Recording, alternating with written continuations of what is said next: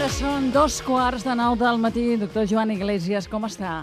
Molt bé, bon dia. Escolta, Molt quin content efecte... d'estar aquí. Gràcies. Quin efecte li fa entrar... Penso que entra per primera vegada a un estudi de ràdio, Efectivament, és la primera vegada i la veritat és que, com et deia abans, posar cara a les veus que sentim des de casa doncs és molt interessant.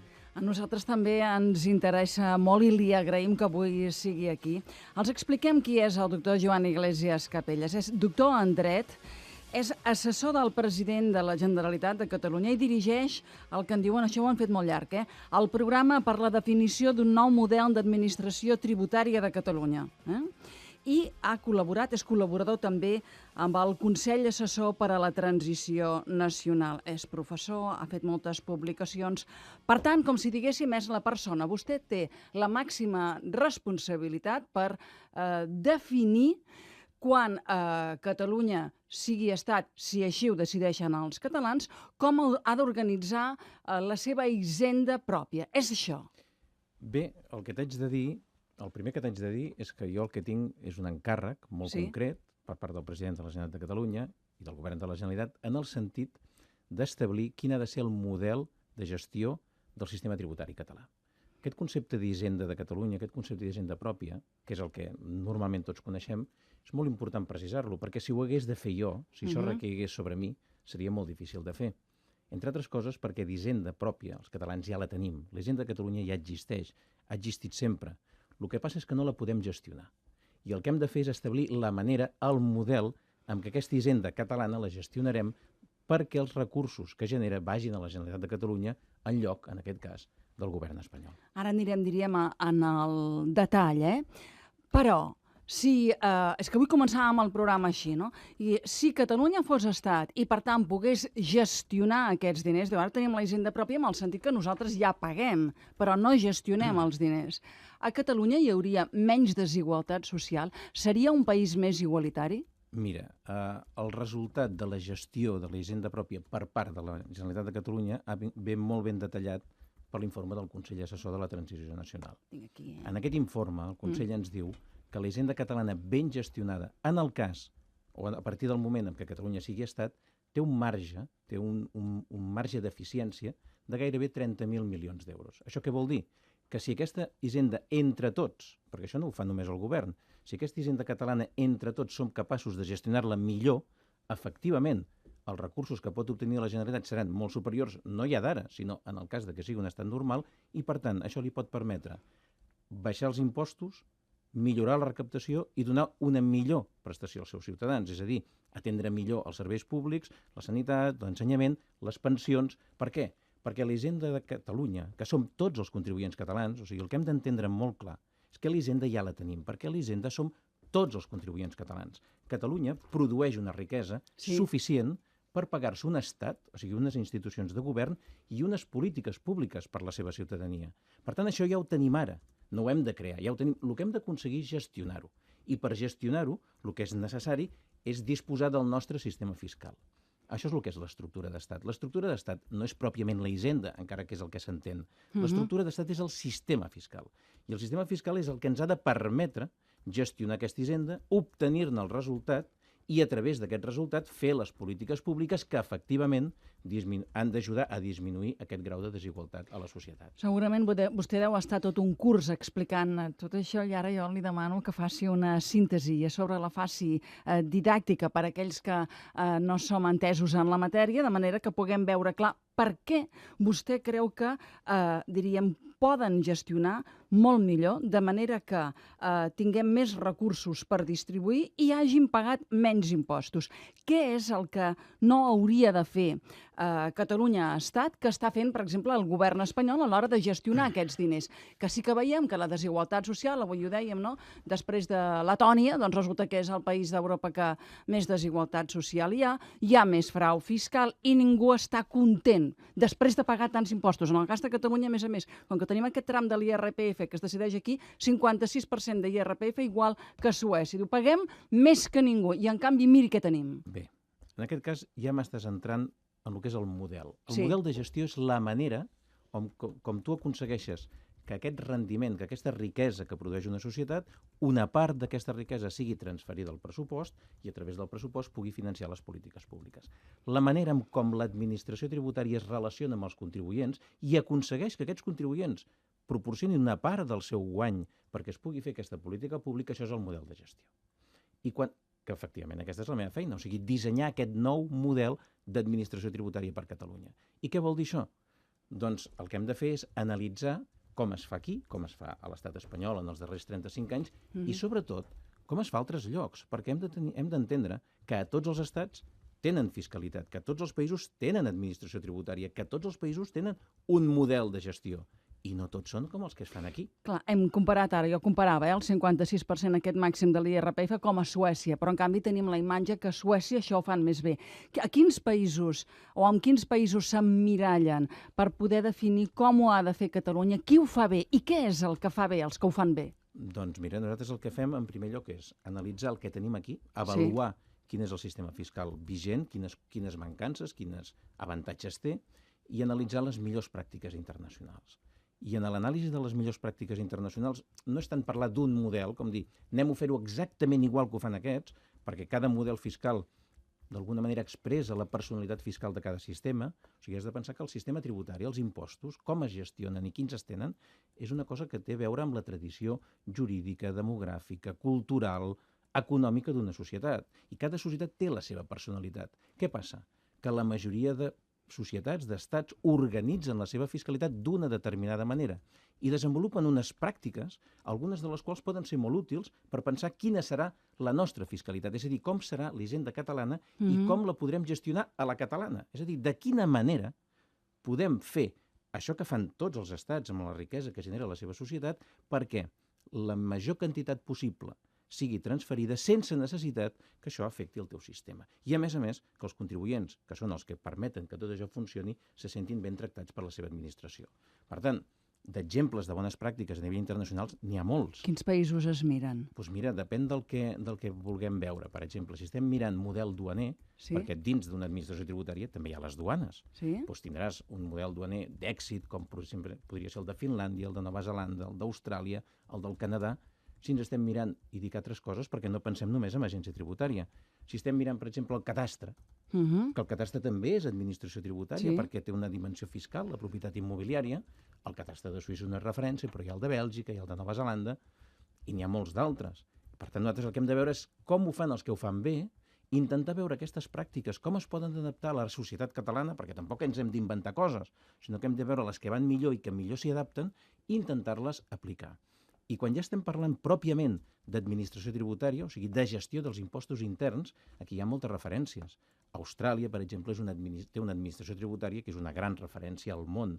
Però, per exemple, també és molt interessant tot el procés de transformació que s'ha fet a Suècia.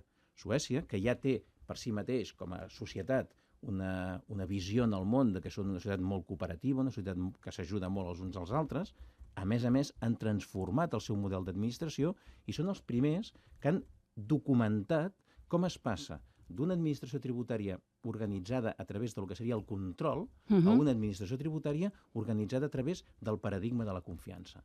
El model suec de com s'evoluciona és molt interessant perquè, a més, l'han descrit pas per pas. Aleshores, tots els sistemes nòrdics tenen una característica i és que s'estructuren amb un model de cooperació, és a dir, el que es diu el compliment cooperatiu. I això sí que és molt important perquè està marcant les tendències de la gestió fiscal dels propers 20 anys. Clar, vostè parla de confiança. En nosaltres, Marta, nosaltres ja de confiar en l'Estat, diríem, no?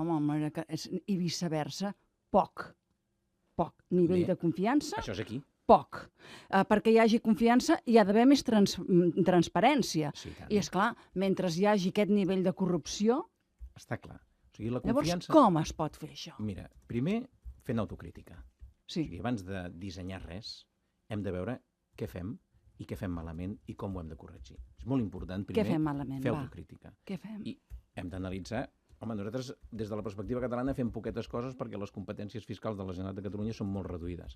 Però si analitzem el model espanyol i el comparem amb els altres models i sobretot amb les tendències més avançades d'aquest moment, el que podríem diferenciar els models de gestió d'un sistema tributari els podríem agrupar en dos grans categories. Sí. La primera categoria serien aquells models fonamentats en el control, en l'amenaça de la por. O sigui, l'element que incentiva el compliment és la por davant del possible càstig, de la possible sanció. Això seria Espanya. Espanya i molts d'altres. Però Espanya també. Espanya predomina. Que és el que coneixem. Aquest és sí, diguem, aquest seria l'element que definiria un model que, a més, ha sigut el model d'administració fiscal fins ben bé entrats als anys 90. O sigui, durant molts anys, la majoria d'administracions fiscals del planeta pensaven, i les seves societats també pensaven, que la seva funció era controlar. I, per tant, això no és una cosa estranya. Era lo normal ben bé fins a mitjans dels anys 90.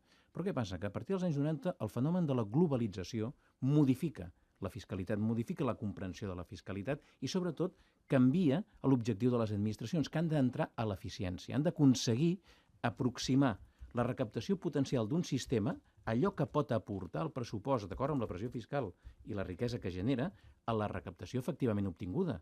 Perquè si tu no aconsegueixes això, si hi ha una gran escletxa fiscal, el que es diu el tax gap, entre el que puc obtenir i el que efectivament obtinc, després, encara que jo tingui una pressió fiscal nominal molt alta, el que ens passa aquí, uns impostos molt alts, com que després recaptem poc, comparativament es recapta poc, aquesta ineficiència fa que a sobre els que paguen molt i no es poden financiar adequadament els serveis públics. Per tant, el més important, primer, fer autocrítica, dir quina és la meva escletxa fiscal, quina és aquesta diferència entre el que jo efectivament podria recaptar i realment recapto, i quan sé això, em pregunto per què, quina és la causa i quin és el responsable.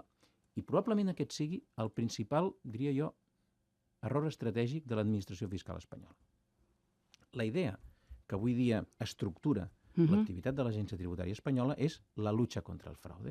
Sí. Es lluita, o sigui, és un element que en el fons ens està parlant d'un combat entre uns i uns altres. El problema és que els dos bandos d'aquest combat estan junts, formen part de la mateixa societat, i estan enfrontats.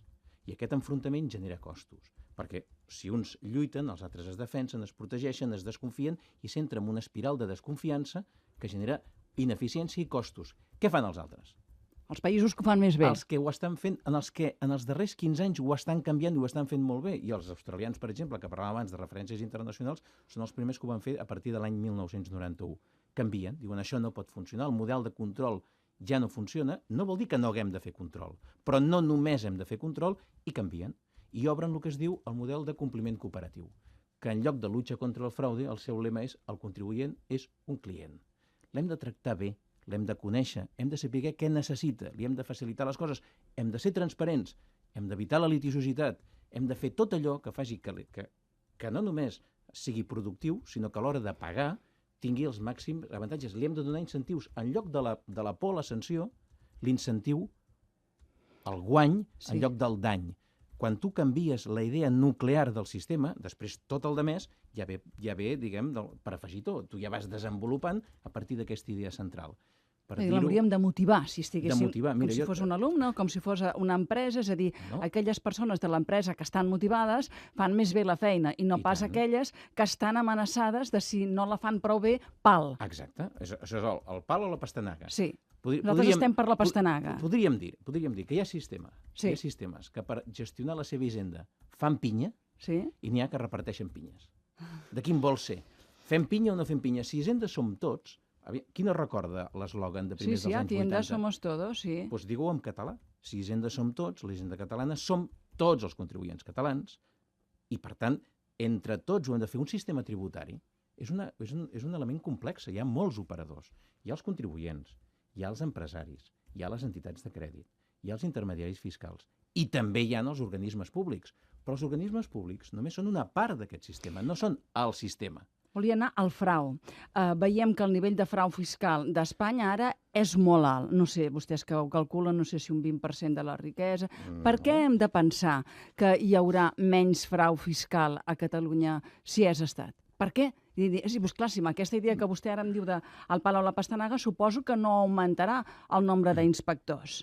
Mira, tots els sistemes, tots, que en aquest moment s'han estructurat des de la perspectiva del compliment cooperatiu, de la confiança, quan els hi analitzes els resultats en termes de recaptació, ha pujat. Encara que sembli mentida, encara que diuen això és una gran ingenuïtat, no és cert. Tots els models fiscals que han evolucionat des del model de control i, diguem, basat en la repressió o la por a la sanció, i han passat al model de compliment cooperatiu, tots han millorat en termes d'eficàcia. Això és el primer.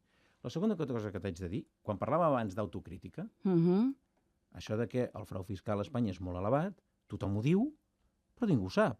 Perquè és que és frau, no es pot calcular, no? Qui ho diu que no es pot calcular? Es pot calcular? Oh, i tant que es pot calcular. Mira, justament el que fan els que en saben, el primer que fan és calcular el tax gap, l'escletxa fiscal, la diferència entre el que podria tenir i el que tingui. I el que té, sí. Ho calculen i ho publiquen. Austràlia, Nova Zelanda, Regne Unit, Estats Units, Suècia, Holanda... El primer que fan és calcular quin és el seu marge.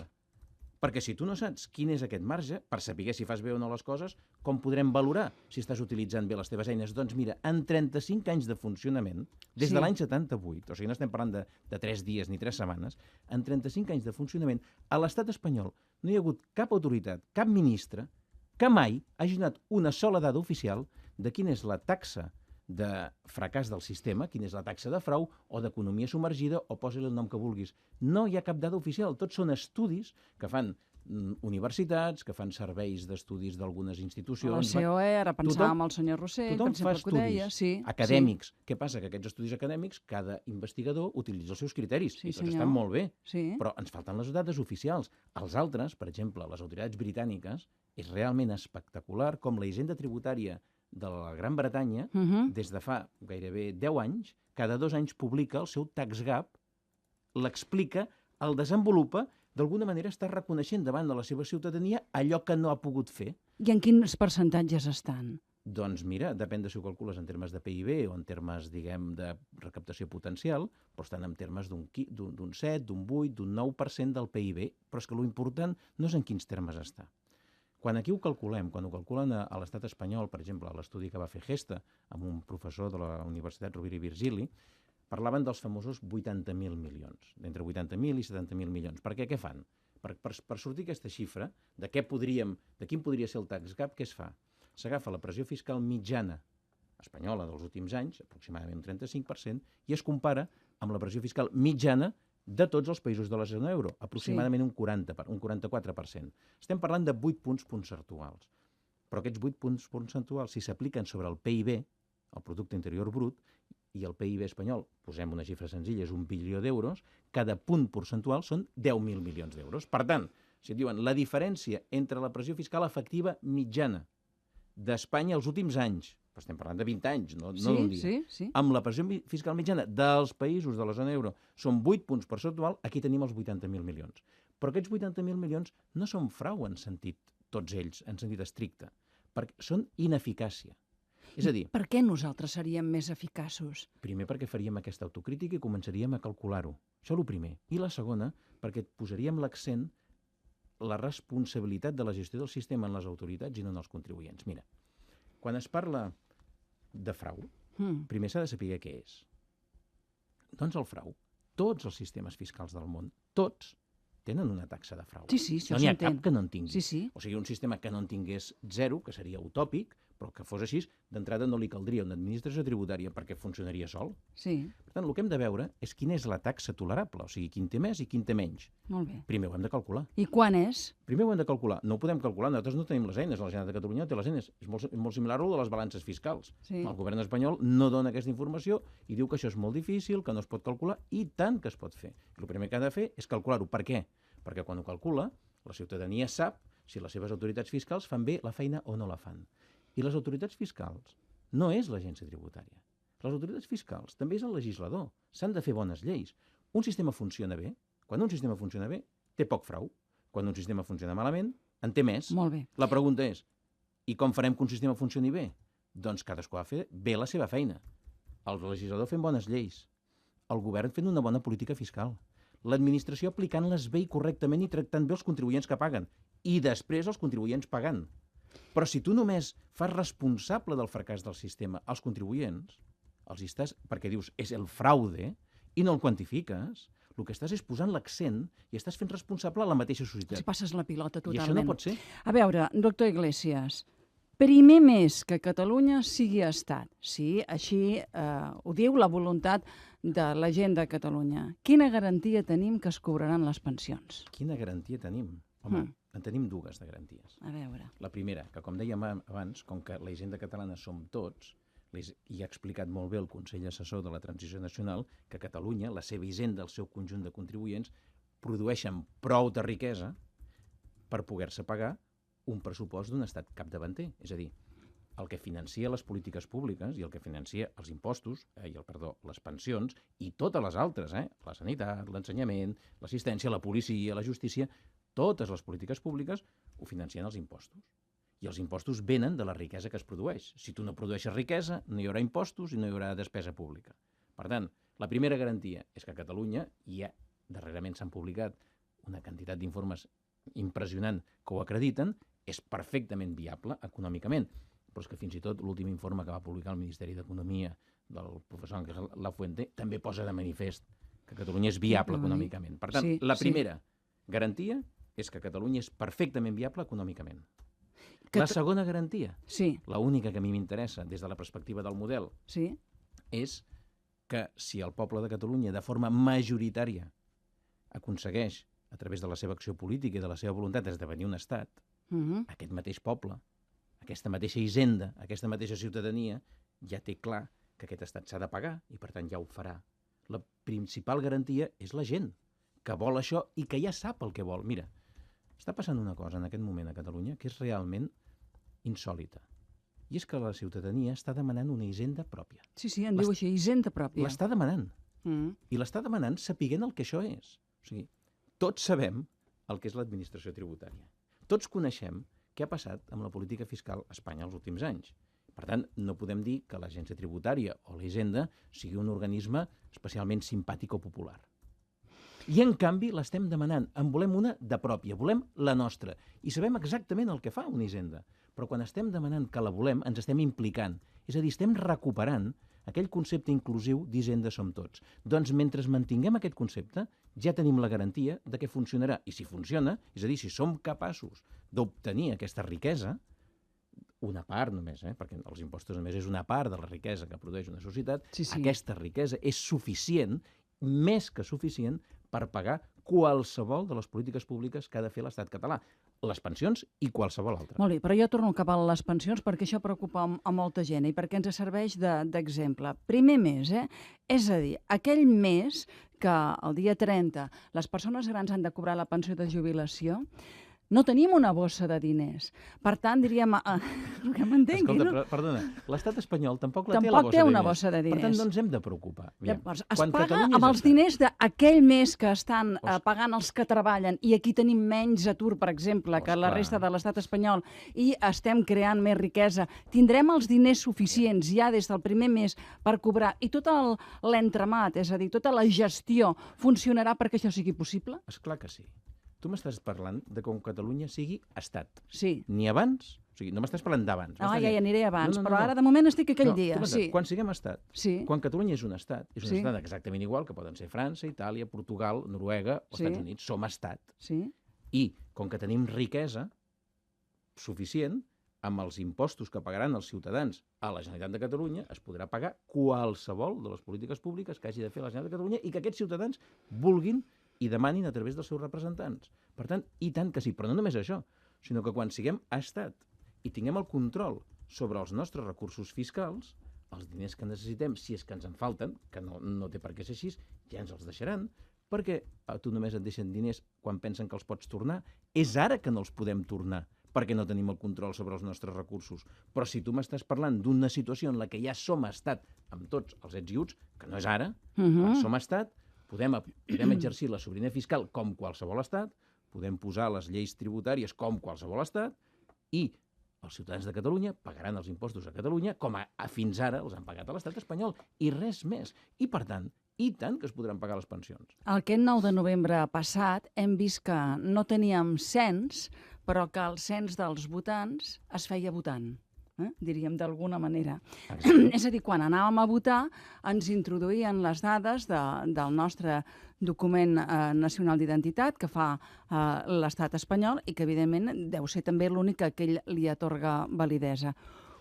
Tenim les dades dels contribuents catalans? Tenim la màquina que les té relacionades? Quines dades? Mira. Les dades del que hem de pagar, del que guanyem, del que ens tocarà de pensió, totes les nostres dades. Sílvia, tenim les que necessitem hores d'ara, perquè, hores d'ara, l'administració de la Generalitat de Catalunya no té competències per gestionar el sistema fiscal global que s'aplica a Catalunya. No gestiona l'IRPF, no gestiona l'IVA, no gestiona l'impost de societats, no gestiona els impostos especials. Per tant, com que no el gestiona, les dades d'aquests impostos que es necessiten per gestionar aquests impostos no les té perquè no els gestiona. Ara bé, si tu em tornes a dir, quan Catalunya ja és estat, vol dir que ja ha passat per tot el procés fins que arriba a ser estat com qualsevol altre estat, aleshores, les dades, igual que els diners, les hi donaran els seus ciutadans. I per què ho faran els ciutadans? Perquè tindran més ganes de fer-ho o perquè ens sentirem catalans? Doncs... No. Mira, pagar impostos no és una elecció. Pagar impostos és una obligació que ve de la llei. I de la mateixa manera que la llei dirà quins impostos s'han de pagar, a on s'han de pagar i qui els ha de pagar, també aquesta mateixa llei dirà quines dades s'han de donar. I aleshores els contribuents de Catalunya faran exactament el mateix que fan ara. Complir la llei. I ja està. I, per tant, les dades que es necessiten per gestionar el sistema ja ens les donaran, quan sigui necessari. Ara no ens servirien de res les dades per gestionar l'IVA perquè ara no el gestionem. Per tant, quan arribi el moment en què Catalunya és un estat, com que el Parlament de Catalunya podrà dictar les lleis que organitzen la fiscalitat, dins d'aquestes lleis ja hi haurà l'obligació de donar les dades, quines dades i de quina manera. I les dades que fins ara té l'estat espanyol tampoc són tan indispensables, perquè els períodes fiscals anteriors a ser estat no són responsabilitat de gestió de la Generalitat de Catalunya. Ens poden anar bé. I això, com que si som estat ja hi haurà hagut un procés de negociació d'entrada entre el repartiment d'actius i passius i moltes altres coses, doncs un dels elements d'aquesta negociació pot ser, mira, escolta, les dades dels darrers 4 anys, perquè no cal tenir les dades des dels anys 80, com a molt ens hi poden interessar les dades recents, doncs les dades dels darrers 4 anys ja ens les donareu i ja pactarem de quina manera i a quina compensació. Però l'important que hem de tenir clar que és que el factor clau pel funcionament del sistema fiscal català, de la hisenda pròpia, ni són les dades, ni són els inspectors, ni són les oficines, que són molt importants, però el més important és la consciència fiscal dels contribuents catalans. I per què pensa que hem de tenir una consciència fiscal més gran de la que tenim ara? I per què no? Per què ens creixerà aquesta consciència fiscal? Doncs mira, això, jo et posaré un exemple, que és el que a mi, d'alguna manera, m'ajuda a entendre... Ens està conscienciant fiscalment avui, eh? Però és que no hem de fer res més que el que ja fem i que el que ja hem fet. O sigui, aquesta consciència fiscal ja la tenim, perquè avui ja complim majoritàriament amb les obligacions fiscals, perquè si no això no funcionaria. Això, com vull dir, el sistema estat i l'estat espanyol, si no hi hagués aquesta consciència fiscal, que són molts més els que paguen que no pas els que no paguen, això no funcionaria. Per tant, no s'ha de fer res més que el que ja es fa. Això per una banda. Segona qüestió. Home, quan un té la percepció que quan està pagant un impost, allò que paga reverteix en el seu mateix entorn i en la millora de les seves condicions, també és molt més fàcil de fer. Mira, jo et posaré un exemple molt senzill. Jo visc en un pis, en un bloc de pisos, i aquest bloc de pisos té una escala, i té un llum, i té un jardí, i té un ascensor, i entre tots els veïns, cada mes o cada trimestre ens passen un rebut de la nostra quota, i això no ho paguem perquè volem, ho paguem perquè és obligat fer-ho. I ho paguem la majoria, i com jo, molts ciutadans de Catalunya, moltíssims. I això es fa sense cap amenaça, sense cap pressió, sense cap inspector. Tenim un administrador, l'administració tributària és exactament el mateix, tenim un administrador que ho recull, se'ls gasta en benefici de la comunitat i després ens passa comptes. Doncs això que jo faig per l'escala, ho faig pel meu estat, ho faig pel meu país, i per tant, què em fa dubtar a mi que això no passarà? No tinc cap dubte. Ara, on som, doctor Joan Iglesias? Diríem, la creació de tot aquest nou model, la creació també de les infraestructures que es necessitin. En quin punt de desenvolupament estem? Doncs estem... Si demà fóssim estat, demà dia 17, ho tindríem tot a punt? La pregunta és, si demà fóssim estat, estarem a punt? Perquè si estem a punt, ho tindrem a punt. Què vol dir això? Esclar, home, t'ho torno a dir. I ho repeteixo perquè per mi és molt important que això s'entengui. La hisenda ja la tenim. Hisenda ja existeix, la hisenda catalana ja existeix. Al moment que som estat, vol dir que el que tenim és un Parlament de Catalunya, que també el tenim, no l'hem de crear. I el Parlament de Catalunya pot fer lleis. El que passa que ara no en pot fer lleis fiscals perquè té poques competències, però si és un estat, com el Parlament de qualsevol estat, farà les lleis fiscals. A partir del moment que les fa, els ciutadans de Catalunya tindran l'obligació de pagar els impostos i l'administració de la Generalitat de Catalunya els recollirà.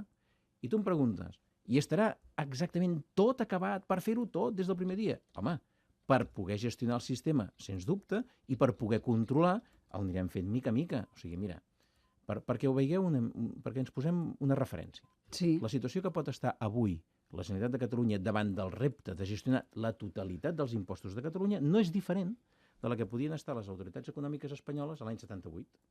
En aquell moment es havia esfondrat el sistema fiscal anterior, n'havien de gestionar un de nou i no hi havia res de res. I què van fer? Van confiar en la ciutadania. Hacienda somos todos. Van organitzar el sistema a través de l'autoliquidació. Vol dir que la feina, avui i abans, qui la fa és el contribuent. Ho fa tot. Doncs les autoritats fiscals espanyoles de fa 35 anys van confiar en la societat perquè ells no tenien res i ho vam fer.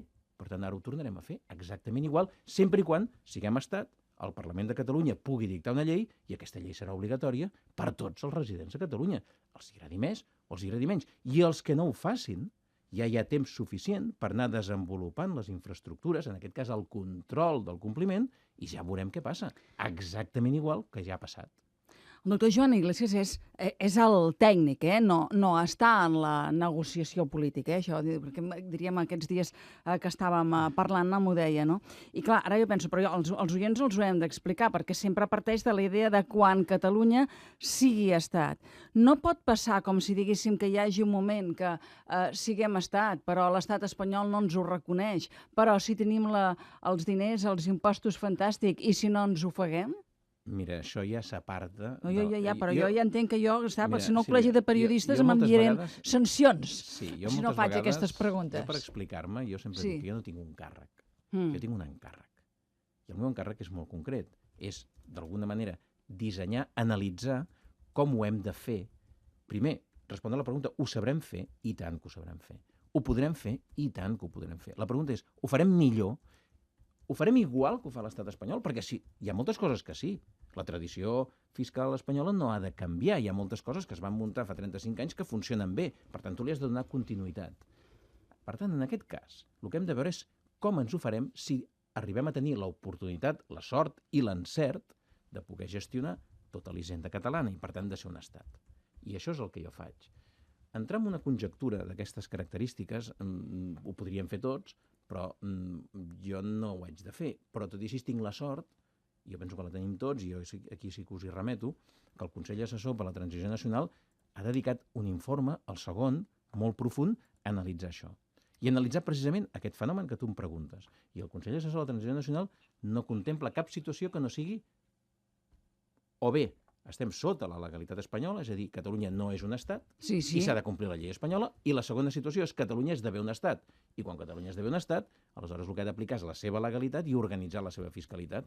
No hi ha fases intermitges des de la perspectiva fiscal, des de la perspectiva política per descomptat. Però és que la fiscalitat comença a l'endemà.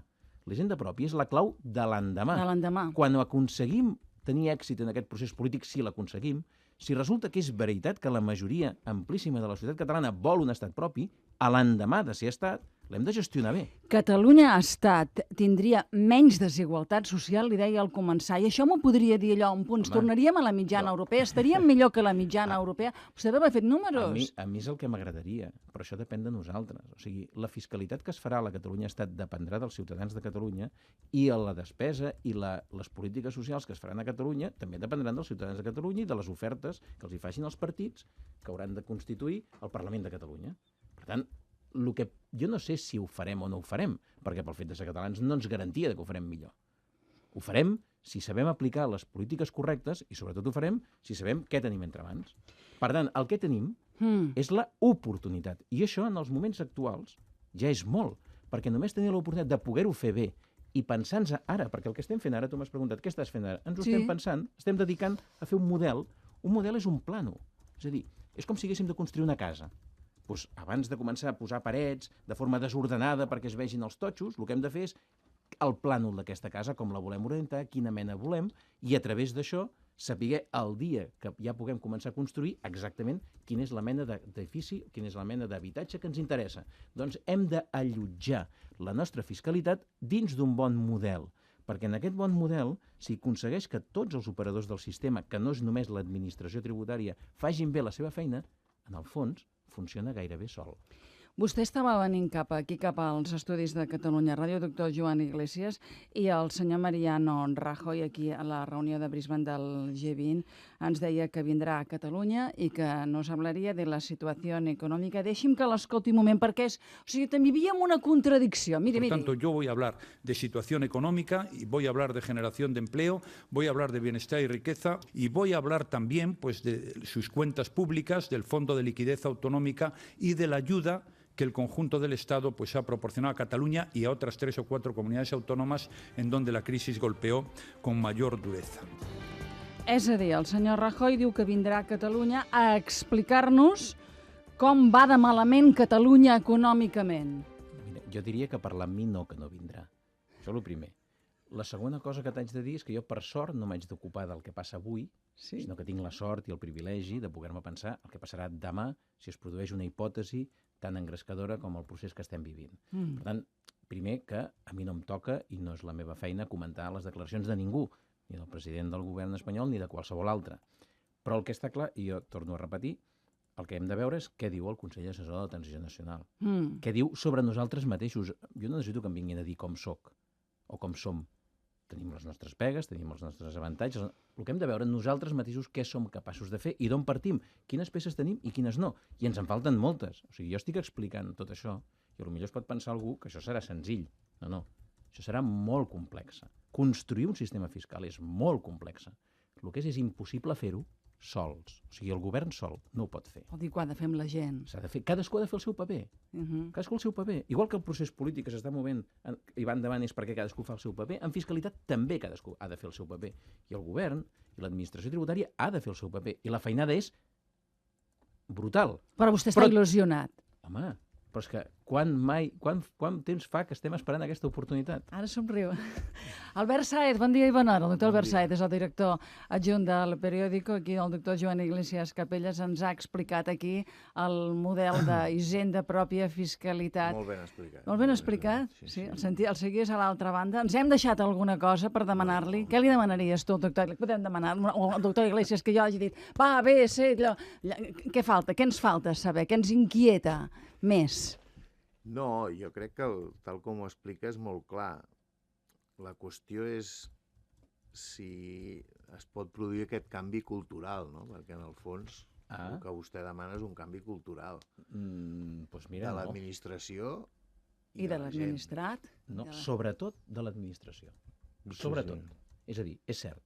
O sigui, ja ho deia abans, la fiscalitat d'un país, d'un estat, és un reflex, hi ha una certa personalitat fiscal. No tots els estats gestionen els impostos de la mateixa manera. No tot arreu es percep igual el fet de pagar i de recaptar els impostos. Jo moltes vegades, no sé si tindré prou temps, però quan estic explicant-ho a la universitat o fent una conferència, a mi el que m'agrada preguntar a l'auditori, perquè ens diu moltes coses de la cultura, ja que tu preguntes, doncs per mi és molt important. Jo li pregunto a l'auditori, escolteu, i és una pregunta que ens podem fer tots, en aquest moment, per respondre a aquesta pregunta que tu has fet. No te l'ha de donar el govern, te l'has de donar tu mateix. La pregunta és, quan tu avui pagues un impost, i tots més o menys sabem el que és, quina percepció tens? Que tributes o contribueixes? Quina tens? Això és molt important. I això ens porta al model de gestió. Perquè encara que pagués el mateix, la conseqüència és la mateixa, pagar un impost no és el mateix un tribut que una contribució. Afini'ns-ho, un tribut, diríem, estem en una posició d'inferioritat, no? Subalterns, aquí sota. És una relació de poder, mira. Clar. Des de l'edat antiga, des horitzontal. Des del començament de les societats. Ens podem buscar textos, diguem, abans fins i tot de l'Antic Testament, però si tu mires els textos bíblics està constantment farcit de referències al fet tributari. Per tant, el fet tributari és molt antic.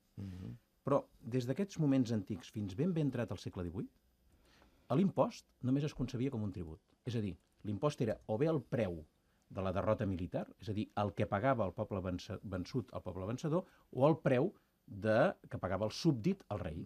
Això és el tribut durant segles. I no hi havia cap altra manera d'entendre el pagament de l'impost. I, per tant, és efectivament aquesta situació de dependència o de poder, una relació de poder.